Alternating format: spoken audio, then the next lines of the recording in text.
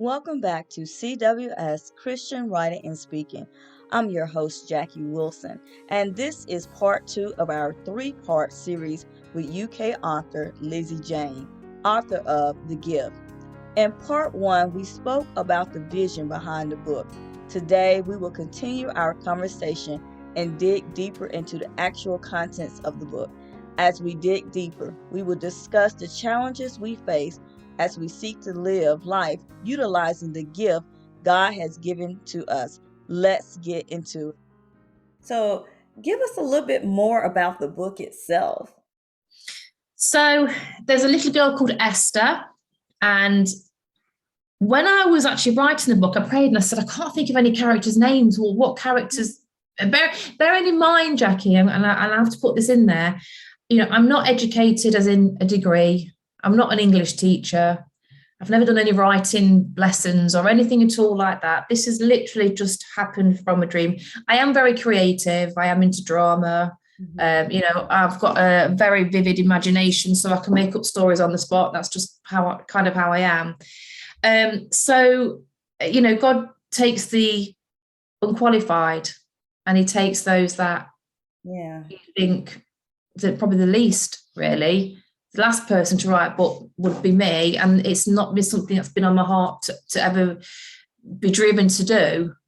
But that comes from a point of the name. I couldn't even think of a name for the character. So I did pray about it, and I got Esther. And Esther actually means light. And of course, the character is holding this light, and that's kind of what's within the gift, without giving too much away, because obviously I want people to read it and enjoy it. But there's a little girl called Esther, and she has a difficult day, and she heads off to the park to sit by herself and just contemplate. Some children have been unkind to her, so she goes and sits quietly by herself, and then she has a very strange encounter. And then she receives this wonderful gift. A promise is given to her, and this gift appears. This is where the fantasy comes in. And then she is, all of the day and everything that's happened, all the difficulties have just all melted away, and she's just completely mesmerized by this gift that she's received. And of course, it's, deeper, sort of going deeper. It's changing within her. She's no longer feeling sad. She's forgotten about the children that are being unkind. And then she has to make a decision with this gift. And for a young child to suddenly receive something, they have to give it away. It's quite hard. So the journey goes on. And then she interacts with some other children, and that changes. These sad children and unhappy children, their lives are suddenly changed by this gift.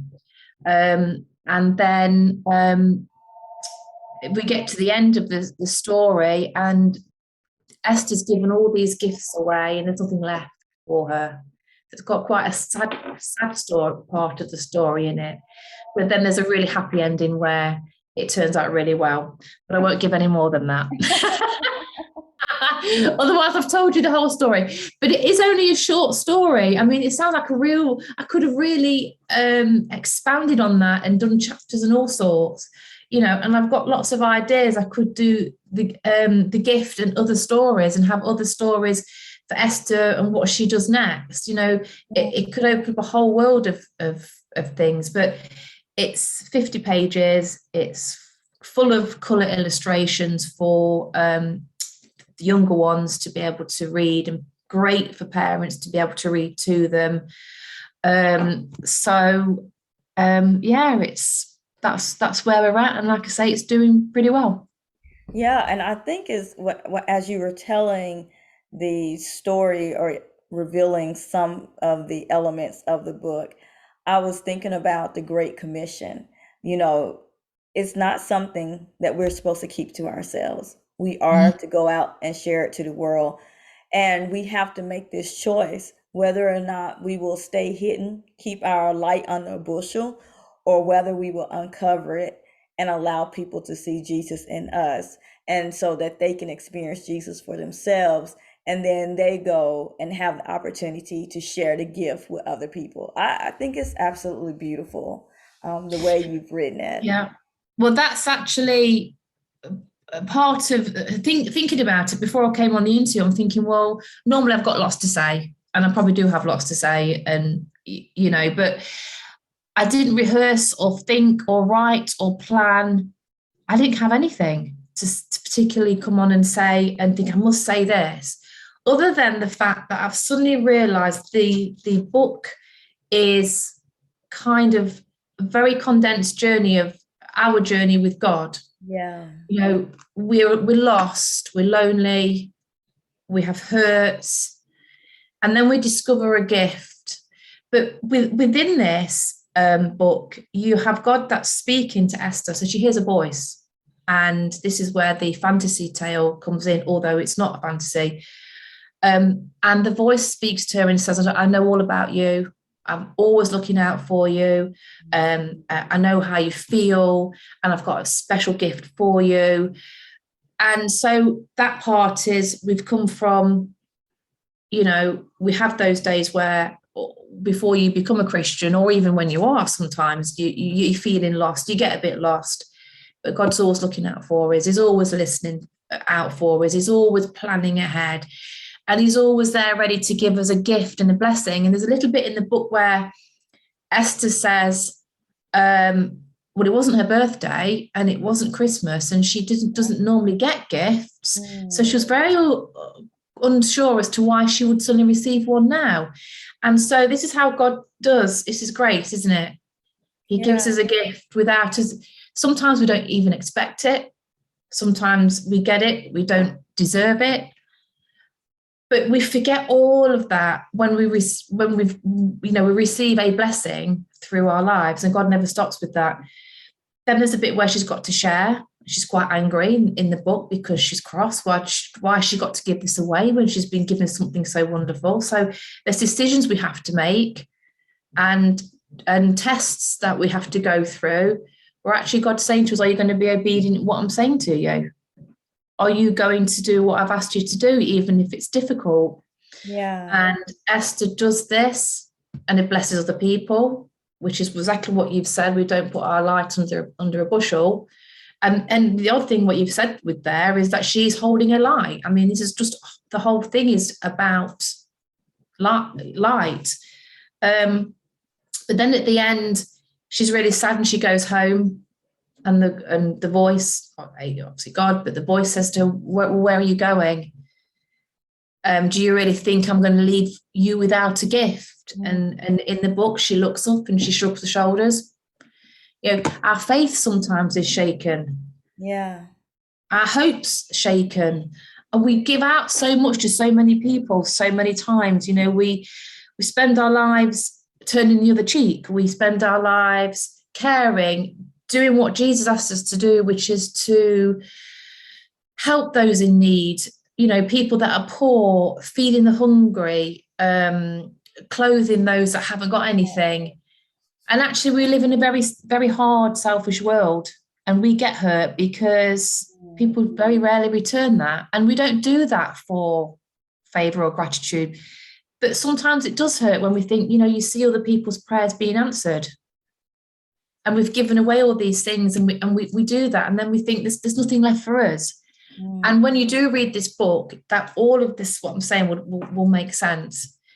But the voice comes in, God comes in with something, and he gives her the best gift of all, and that's how the story ends. And that's kind of what he does, really, doesn't he?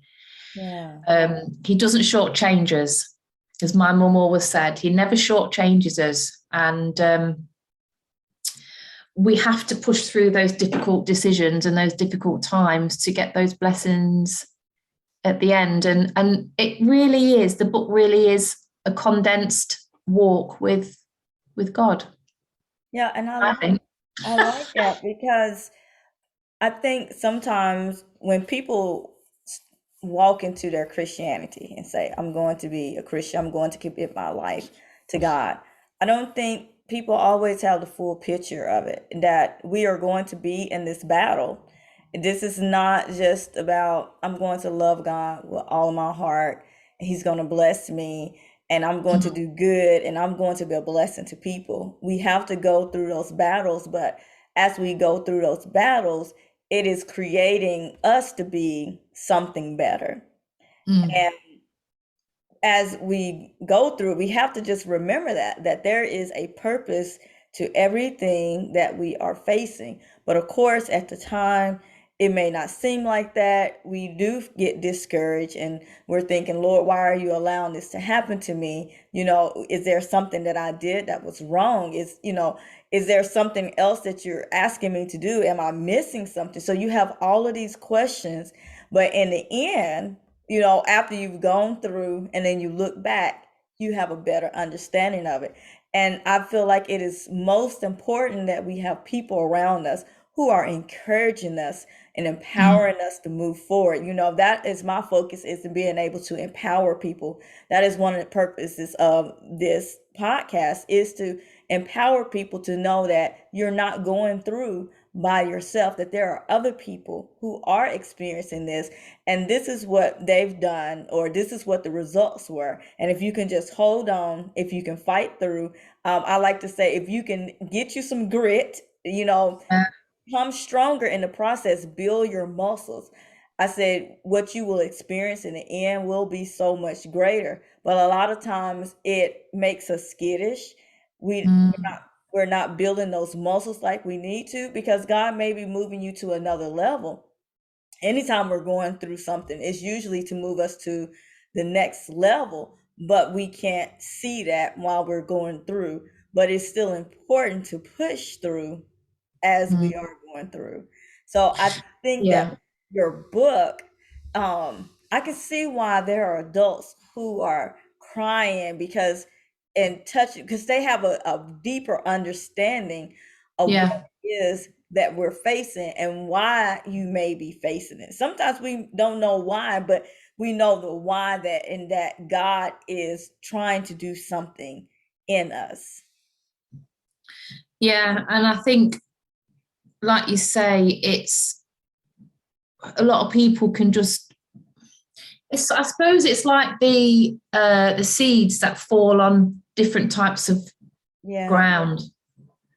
The we invite people to come to churches, and they may come for a while, and then they trail off, or people get hurt, or we people focus on people. But if it's so difficult, especially in this day and age, because there's so many distractions, and there's so many temptations, and there's so many different things that can pull people back, and people's personal circumstances it's hard, because they might have families that never stepped into church or don't want to, so they've got that. We're always trying to please people, and I'm sure God understands that. I'm sure He understands each of our situations, but if, like you say, if we can just push through. Sometimes feel like I'm on a white knuckle roller coaster ride, hanging on for dear life, trying to get through this next episode. But actually, the more you do it, your faith grows stronger, that Yeah. the blessings come, then your faith is even more cemented, because you think, He's never let me down. He's not let me down, and he's not going to change tomorrow, even though tomorrow looks bleak and we go through. I mean, I've had a really difficult few weeks, quite a dark place with certain things, and it's ever since I've had the book published. Funnily enough, but isn't it when there's something is going to do some good for somebody, or maybe there's a door's about to open, or you're just about to Yeah. get somewhere, that actually that's the hardest and the darkest place, and we have to push through. But like you say, it is different levels that we are all on. He brings us through to different levels, and then we're on the next one.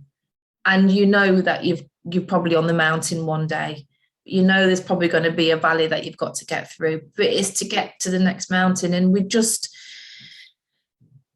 I couldn't turn back now, Jacqui, even if I wanted to. Does Yeah. that make sense? Oh, absolutely. It makes sense. I couldn't turn back now, even if I wanted to. And there are times when I just think, I don't know what's going on. Why is this happening?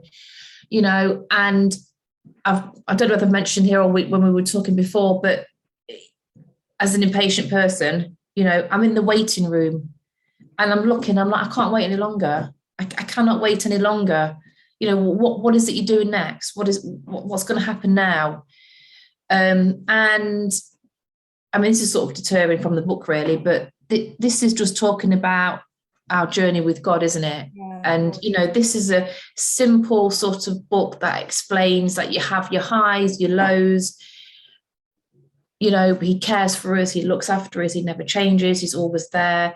But as you've said, there are some difficult times ahead. Christianity is no bed of roses. It's not. It's not. I tell people all the time the best thing about Christianity is, first of all, knowing what the end is going to be. We know we will have a place with God, and there's no better hope than that itself. But also, I like it because I feel like you become who you really are supposed to be. God created us, and He created us with a purpose. And you see people all the time talking about, what is my purpose? What is my purpose? Our ultimate purpose is to glorify God. Now, in which manner are we built to do that? And I enjoy getting to know myself and just discovering all the things that are inside of me that He wants to come out. I think about people say, "Oh, you have so many talents," and but I said those things are because as I continue to explore and use what God has given me, He keeps adding more to it. He sees me as this phenomenal being. We may not see ourselves that way, but He sees us as this thing that's just awesome. And so, even when I work with children, because I have my ministry, Christian Children's Empowerment, I try to see them as God sees them. And so I work really hard to encourage them, to tell them, you have the ability to do it. You can do it. God has created you to be something great. I may not know what that something great is, but I know it's something great, and that you're going to influence and you're going to impact people's lives in such a wonderful way. And I want to help build that up in you so that you can become that, and you will find yourself in this, um like you said, it's like a peace, it's a happy place when I wrote on my site that when you discover what your purpose truly is, when you start discovering who you are in God and what He wants for you to do, I mean, it's like you cannot hold back, like you said, like you cannot stop in the journey, but you have to keep going because you got to see what's remaining. You got to see how many more lives that what God, how God will use you to touch more people's lives. So you can't stop, and you got to just keep going. And as you see people's lives change, I tell people all the time, it's amazing. And because now the light that was given to you, you've set that person afire, and they can carry that on. And ultimately, what I feel like is I am here to build people up and to prepare them for what God has for them. And then they're going to take it and they're going to run and they're going to do something even greater with it. I may not know what it's going to look like, but I know I need to do my part so that people can see themselves as God sees them, and then let that light burn inside of them and just become this beacon almost, so that they know who they're supposed to be turning to. And like your books like yours, that is an important part of the process, because you're reaching not only Christian families, but you're reaching people who don't know about God. But this could be the spark for them to want to know more. And when they get that spark, what they're turning to, who knows what it will be, but you've done your purpose, you've done your job, and putting that spark, putting that before them so they can experience that spark. And I think about things like, what if you didn't do that? How long would it be before somebody come along and do that for them? How much hardship would they have had to go through? How much of their life would they have to live not understanding, knowing their purpose? But once you start walking on that street and you feel strong and you feel confident in who you are, that what God has called you, there is no better feeling than that. Thank you for listening to part 2 of our 3-part series with UK author Lizzie Jayne. In our final episode with Lizzie Jayne, we will talk about the struggle to find your purpose and ultimately how giving the light inside of you to others, like the book's character, helps you receive the greatest gift of all. Stay tuned for part 3.